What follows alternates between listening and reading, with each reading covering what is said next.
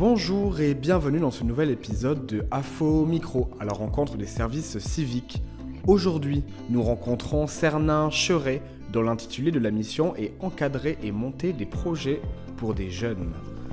Il fait cette mission à Toulouse. Allez, allons le rencontrer.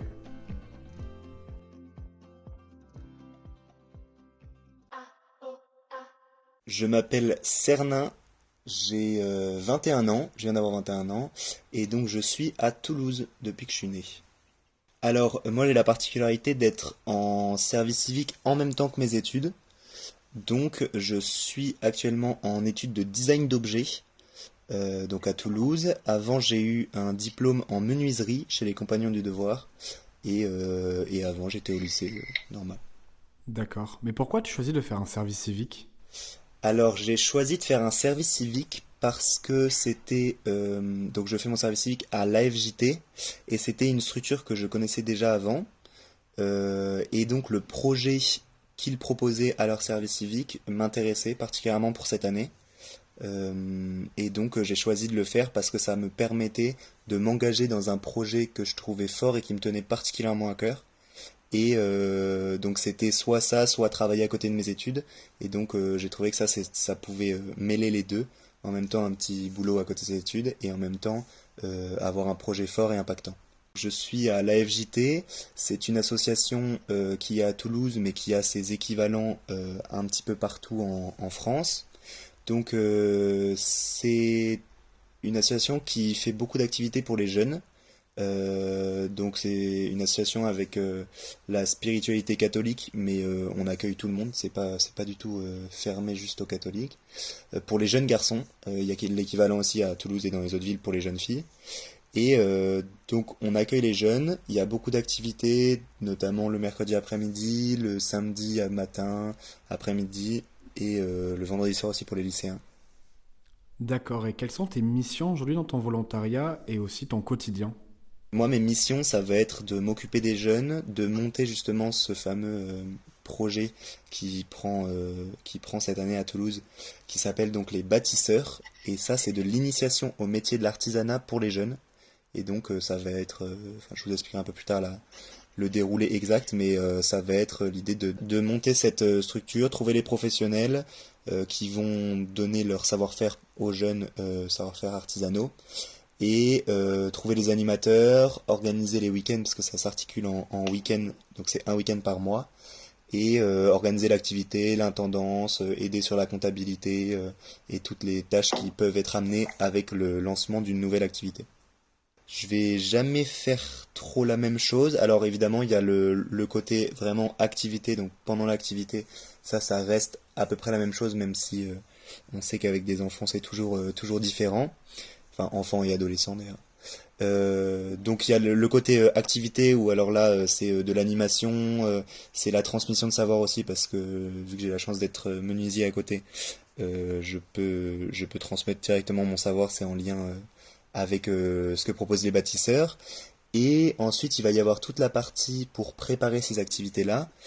Donc comme je le disais où on va plutôt faire la comptabilité, organiser l'activité en avance, organiser des nouvelles choses pour l'activité, donc des nouveaux thèmes de soirée, des, euh, des, des, des levées de fonds par exemple. Je sais qu'on cherche des donateurs, on va essayer de chercher à faire un petit peu comme les scouts qui vendent leur gâteau à la fin des messes certaines fois.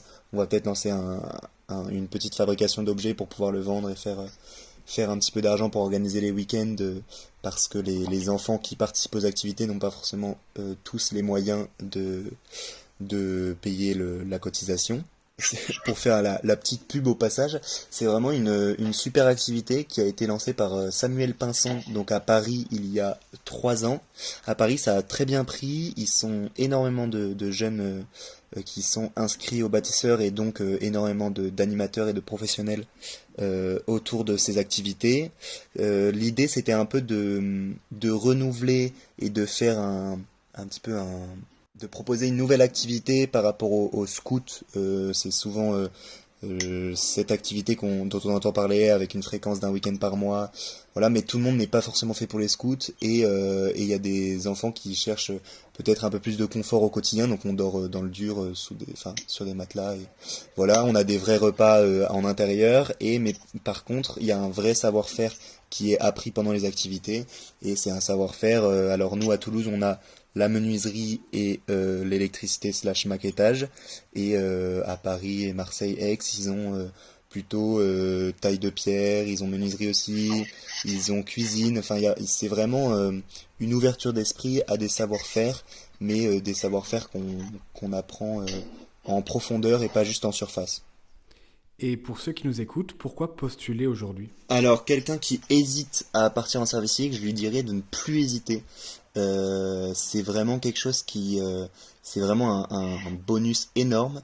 Euh, Si jamais il hésite parce qu'il a entendu parler de certains services civiques qui ont pu moins bien se passer que d'autres, je lui dirais que dans un service civique, on a des droits. On peut arrêter son service civique soit en mettant un préavis, soit directement si jamais il y a vraiment quelque chose de grave. Donc, c'est pas quelque chose de définitif. Et après, pour tout le côté positif que ça amène, c'est vraiment exceptionnel. La majorité, grande majorité des services civiques se passe particulièrement bien. Moi, je suis en lien avec beaucoup d'autres gens qui ont fait des services civiques. Ils ont tous adoré. Ça a été un tremplin énorme d'un point de vue professionnel et d'un point de vue humain pour eux à chaque fois. Et c'est vraiment énorme. Alors moi, en plus, comme je le fais à côté de mes études, ça me permet d'avoir une activité dans laquelle je me lance qui est vraiment intéressante à mon goût et un revenu à côté des études qui n'est pas négligeable et que j'aurais eu sinon en faisant un métier peut-être un petit peu moins amusant comme travailler à McDo ou caissier. Voilà, donc on a peut-être plus de choix dans les services civiques et ça apporte ce côté un peu plus humain en général selon la structure dans laquelle on est.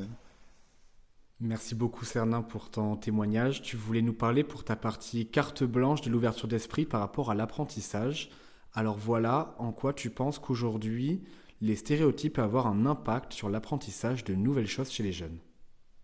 Alors oui, ça me tenait particulièrement à cœur de parler de ça justement, le côté stéréotype dans l'apprentissage. Je sais que dans l'artisanat par exemple, il y a beaucoup de stéréotypes. Quand on parle de couture, on va beaucoup plus associer ça aux femmes et quand on parle de charpente, on voit beaucoup plus des hommes dans ces métiers-là. Et moi, j'essaye de lutter au quotidien et notamment dans les bâtisseurs pour amener une vision complètement différente et pour montrer que chaque apprentissage est vraiment différent selon les personnes. À titre personnel, je me suis mis à la broderie il y a pas longtemps. J'ai adoré ça, c'était vraiment exceptionnel. Ça me permet ça m'ouvre plein de champs des possibles pour de nouvelles créations. Et donc même lié au bois, enfin, on peut lier toutes les connaissances qu'on a et en faire quelque chose d'exceptionnel à la fin. Et je pense qu'il faut pas se limiter à des a priori qu'on a et il faut tester plein de nouvelles choses, plein de nouveaux savoirs. Et voilà, c'est en testant, alors notamment par exemple dans les bâtisseurs, mais dans plein d'autres structures, c'est en testant qu'on voit si on aime. Et alors, ça ne fonctionne pas dans tous les domaines, cette phrase, mais donc c'est vraiment quelque chose que je recommande aux gens. Essayer de s'ouvrir plus à des choses qu'ils n'auraient pas forcément fait parce qu'ils ont des a priori dessus. Et voilà, donc tester des nouvelles choses et apprendre, c'est toujours un bagage énorme d'un point de vue humain, culturel et même de passion, quoi. Merci à toutes et tous d'avoir écouté cet épisode de AFO Micro à la rencontre des services civiques. Merci à Cernin pour son temps, merci à vous d'avoir écouté et je vous dis à très bientôt, portez-vous bien.